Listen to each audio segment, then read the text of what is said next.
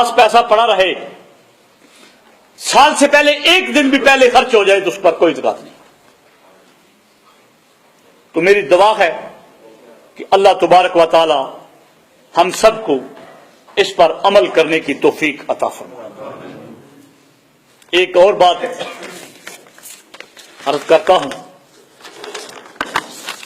کہ جو خصوصی طور پر ہمارے معاشرے میں عام ہے، اللہ تبارک و تعالی جل جلالہ ارشاد فرماتے ہیں، جس نے مزدور سے کام لیا اور اس کو وقت پر مزدوری نہ دی۔ یہ ہمارے معاشرے میں اکثر ہوتا ہے، جتنا کوئی طاقتور ہے اتنا ہی وہ نوکر پر ظالم بھی ہے اور جابر بھی ہے، ان کے حقوق کی بھی مارتا ہے، غریب تو بیچارہ فریاد بھی نہیں کر سکتا۔ تو اس پر میرے نبی پاک صلی اللہ علیہ وآلہ وسلم نے بڑے خوبصورت انداز میں کہا ہے کہ جس نے مزدور کی مزدوری نہ دی اگلے جان اس کا میں وکیل بنوں گا۔ سبحان اللہ۔ میرے نبی نے کہا کہ جس نے مزدور سے کام لیا اور اس کو مزدوری نہ دی اگلے جہان اس کا میں وکیل بنوں گا۔ تو یہاں پر آپ اندازہ لگائیے، جس کا کیس میرے نبی نے لے لیا، کیا اس کا مالک سزا سے بچ سکتا ہے؟ نہیں بچ سکتا۔ تو یہاں پر ایک پنجابی کا شعر ہے کہ میرے نبی پاک صلی اللہ علیہ وآلہ وسلم نے ہر غریب پر، ہر یتیم کے سر پہ ہاتھ رکھا ہے۔ تو شاعر نے کچھ یوں کہا ہے کہ لجپال نے لوگ ہزاریے تھے،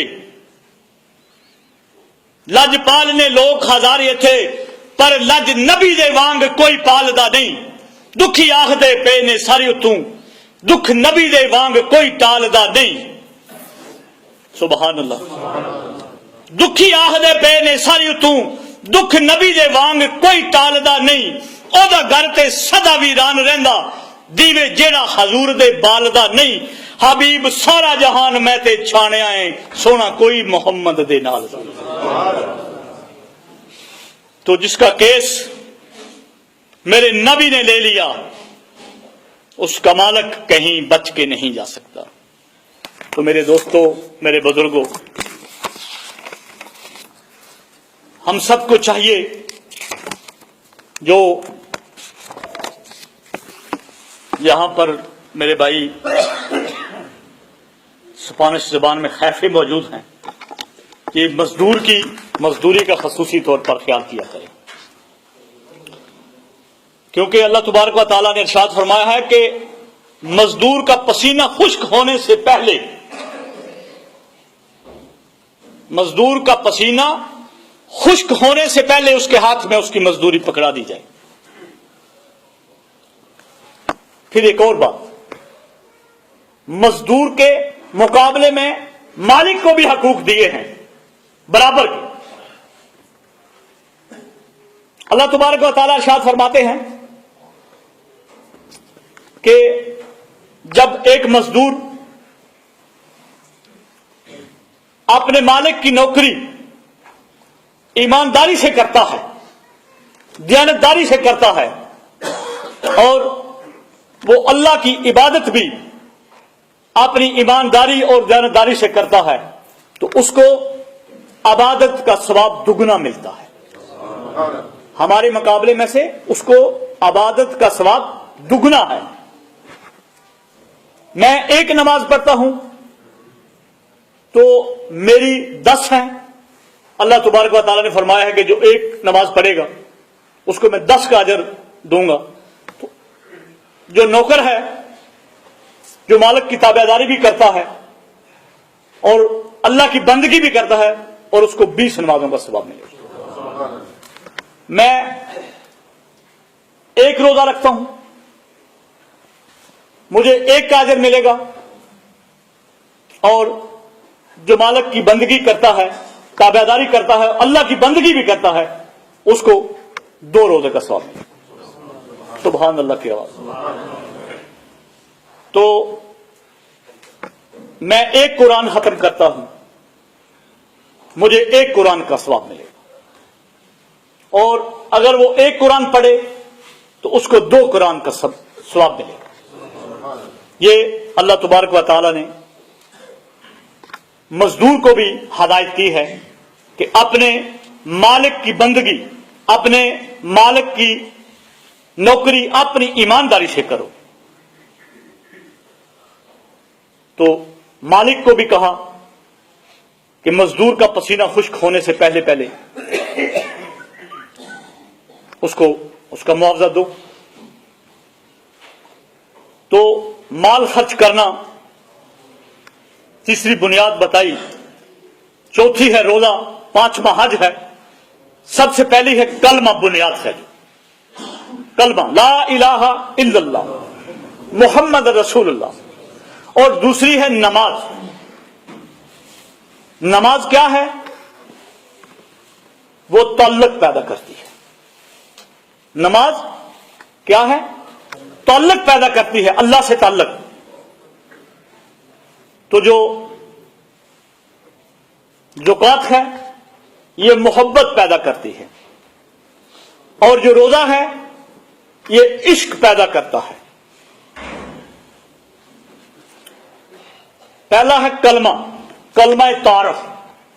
جب ایک دوسرے کو ہم ملتے ہیں تو تعارف کرواتے ہیں، تو جب ایک دوسرے پر مال خرچ کرتے ہیں تو محبت بن جاتی ہے، دوستی بن جاتی ہے۔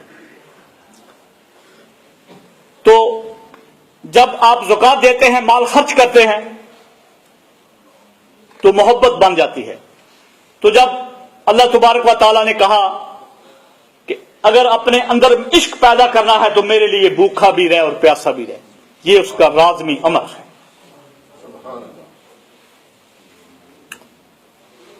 تو جب انسان بھوکا بھی رہتا ہے، اللہ کی رضا کی خاطر پیاسا بھی رہتا ہے، تو اس کے اندر ایک عشق پیدا ہوتا ہے۔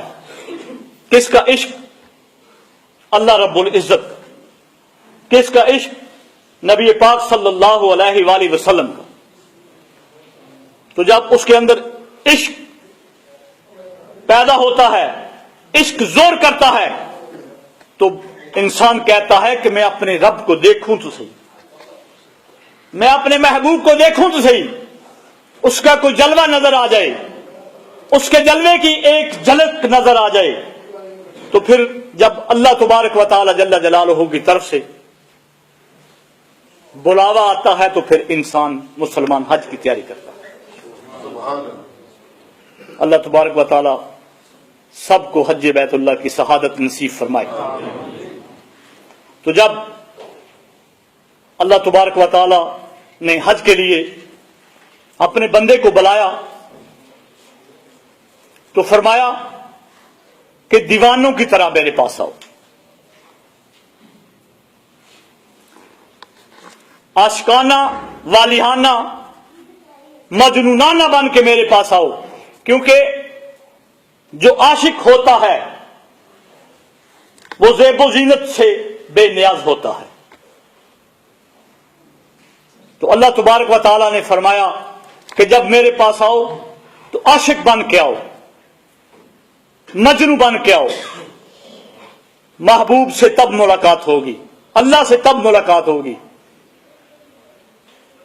ٹوپی پھینک دو، خوشبو پھینک دو، کنگھی پھینک دو، کفن پہن دو۔ اور پھر ایک اور بات کہ اللہ تبارک و تعالیٰ نے یہاں فرمایا ہے کہ اگر عبادت میری کرنی ہے تو آہستہ آہستہ کریں، آپ کے ساتھ والا بندہ کوئی ڈسٹرب نہ ہو۔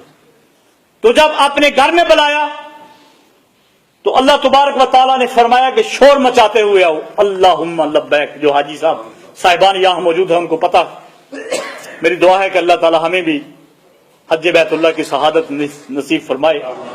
اللہ تبارک و تعالیٰ نے اپنے پاس جب بلایا ہے تو فرمایا ہے کہ شور مچاتے ہوئے آؤ، کیونکہ دیوانہ جو ہوتا ہے یہ شور مچانے سے پتہ لگتا ہے یہ دیوانہ، اگر خاموش ہو سنجیدہ ہو تو پتہ چلتا ہے یہ تو بہت عقل مند ہے، یہ تو بہت سمجھدار ہے۔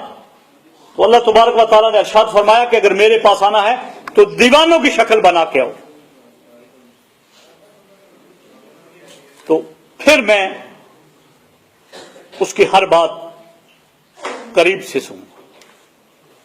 تو میری یہ دعا ہے کہ اللہ تبارک و تعالی ہم سب کو نبی پاک صلی اللہ علیہ وآلہ وسلم کی روزے کی حاضری نصیب فرمائے، اور ہم کو 5 گانا نماز ادا کرنے کی توفیق عطا فرمائے۔ عشق کے بارے میں ایک شعر ہے،